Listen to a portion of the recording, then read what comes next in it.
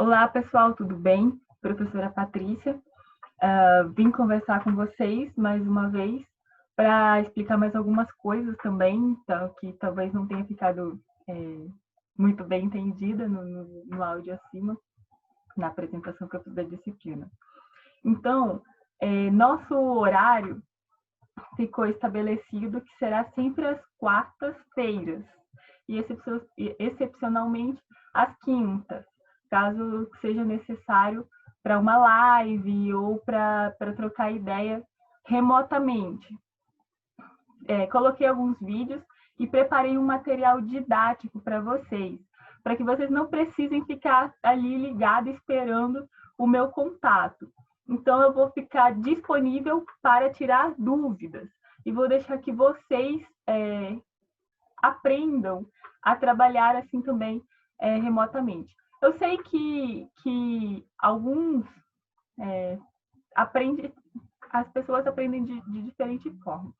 Alguns aprendem vendo, né, praticando. Na verdade, a maioria tem essa tendência de aprender vendo, praticando.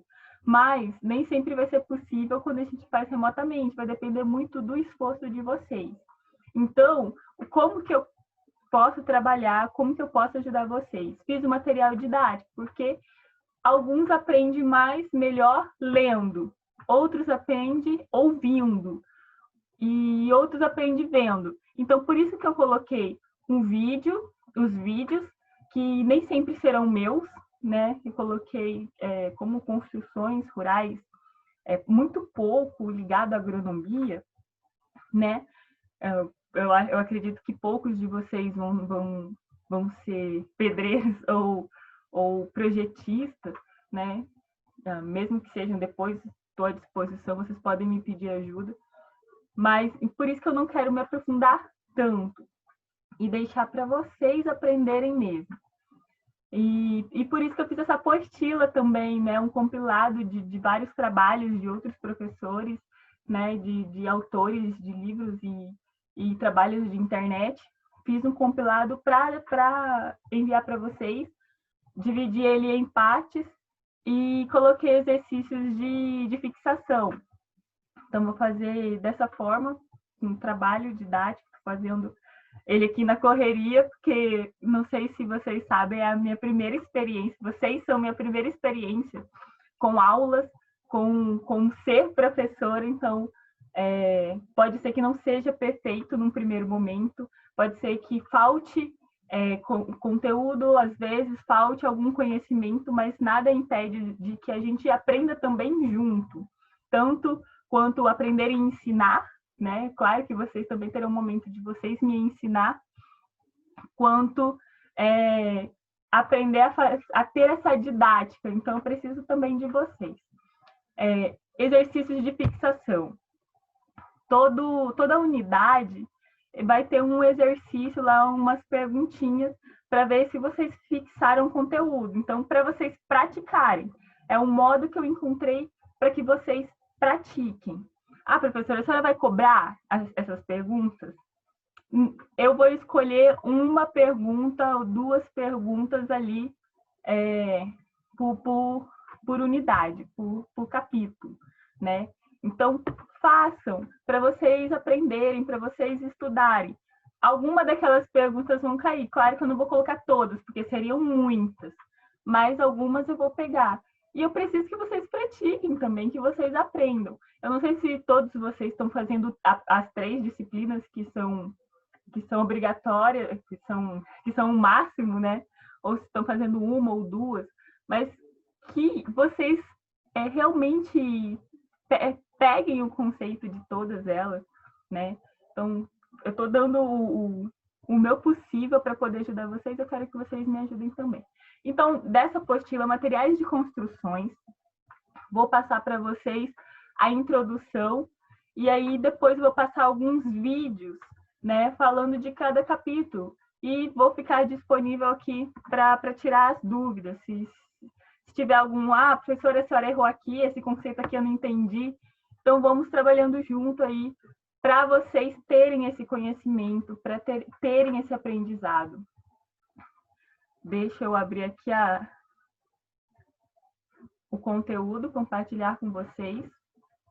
Vou tentar fazer esse vídeo curto, passar vídeos curtos para vocês, porque eu sei que remotamente é complicado, é um pouco difícil, cansa muito mais do que em sala de aula, você não tem aquela interação, mas eu vou fazer o possível para que seja o mais didático, mais tranquilo para vocês estudarem.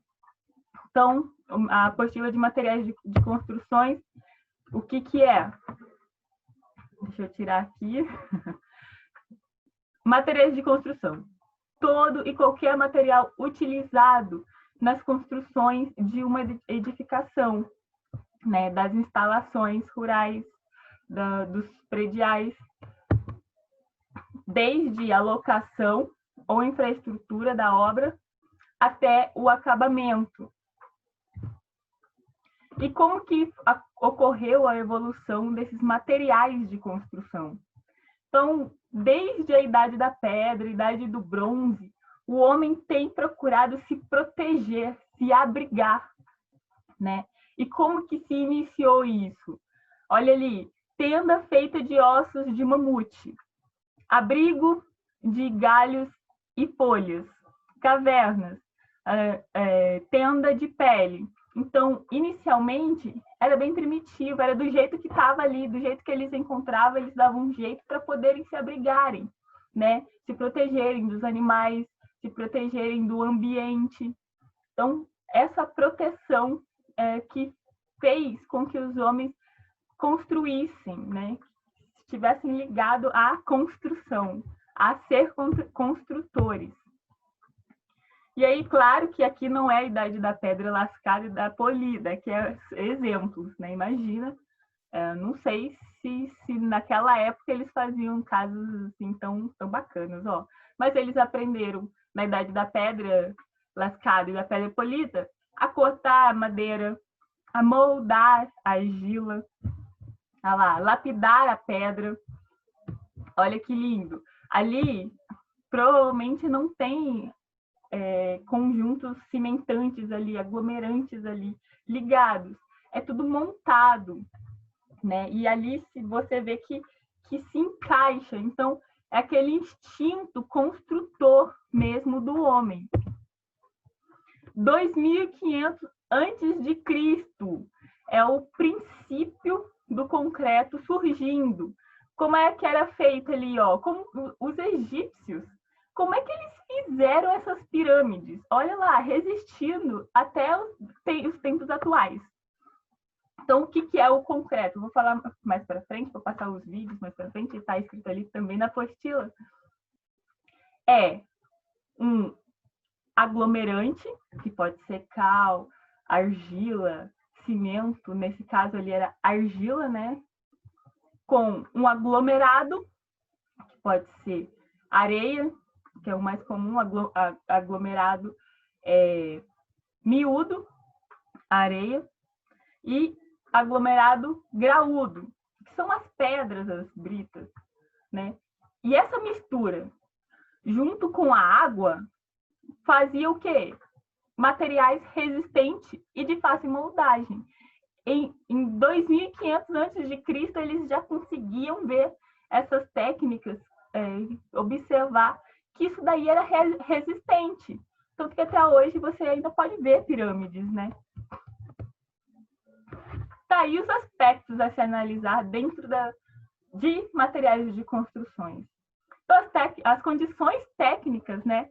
O material deve possuir propriedade que o tornem adequado ao uso, que se pretende fazer dele.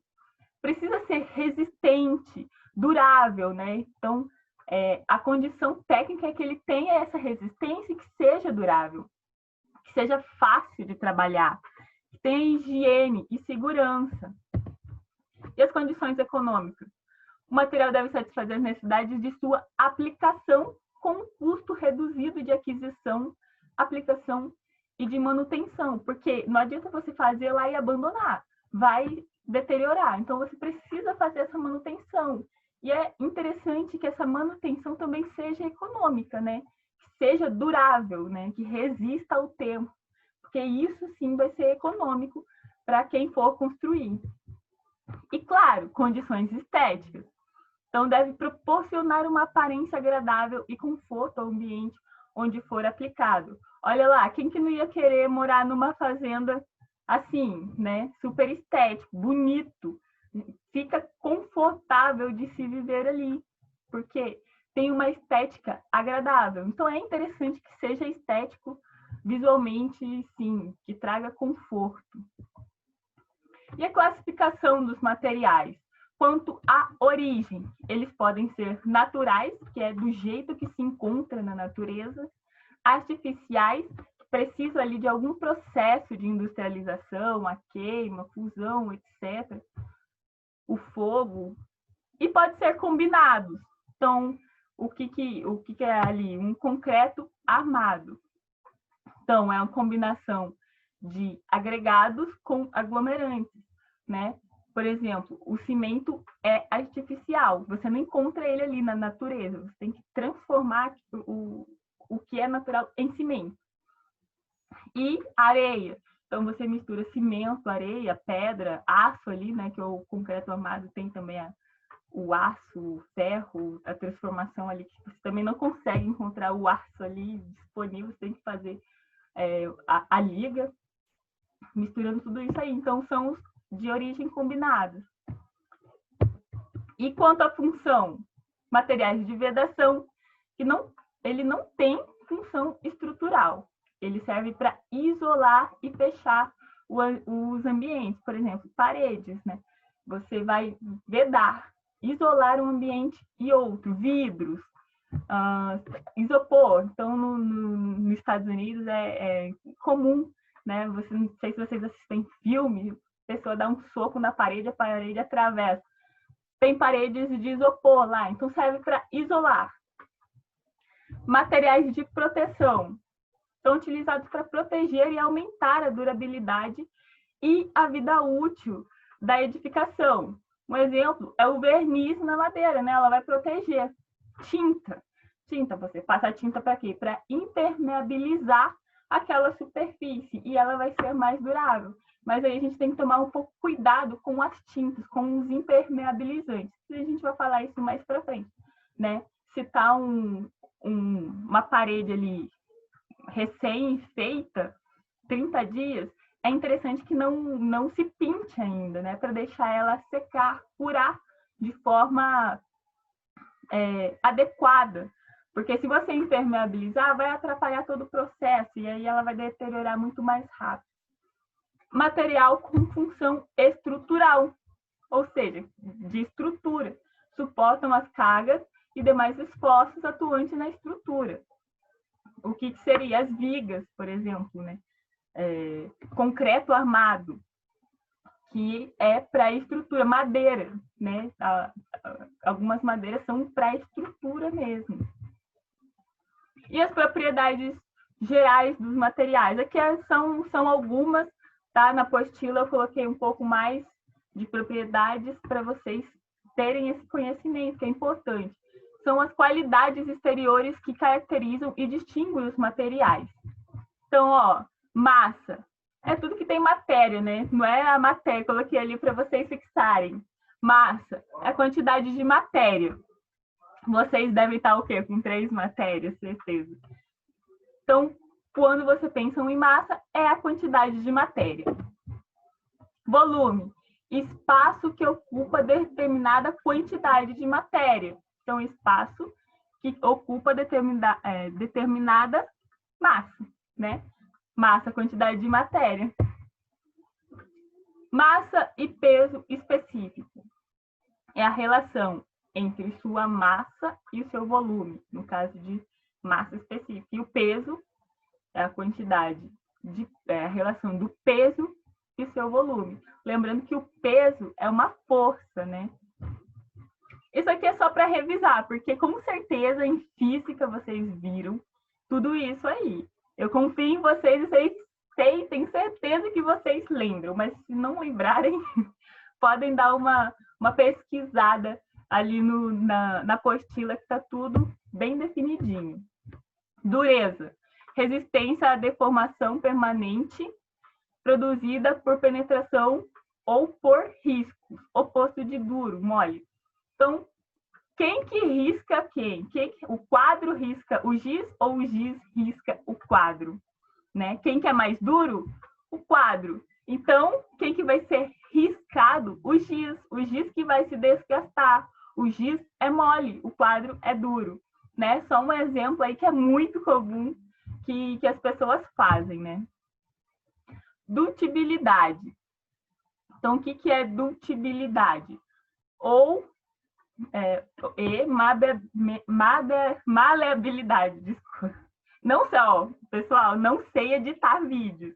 Então, se a professora gaguejar, der algum errinho, vocês me perdoem, tá? Estou fazendo o melhor, mas eu ainda não consigo editar, cortar o vídeo. Se eu tivesse que fazer, eu teria que fazer outro vídeo. Então, para mim, fica mais difícil. Então, aguenta aí.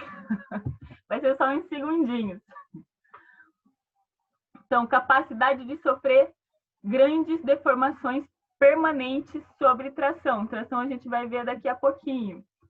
Ou sobre compressão, antes da fratura. Então, tração, quando você puxa, né?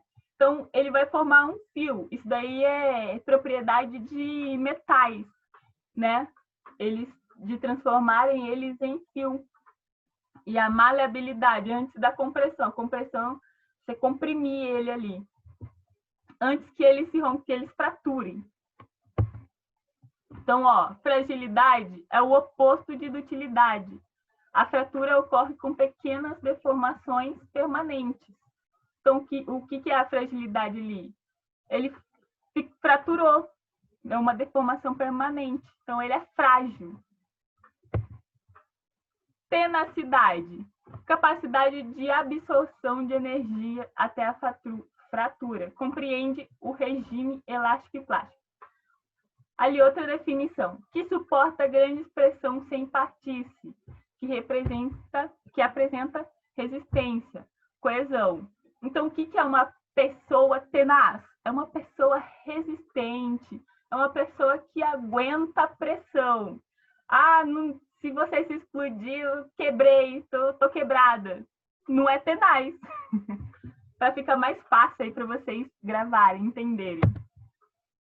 Plasticidade, capacidade que tem os corpos de se adelgaçarem até formarem lâmina, sem se romperem.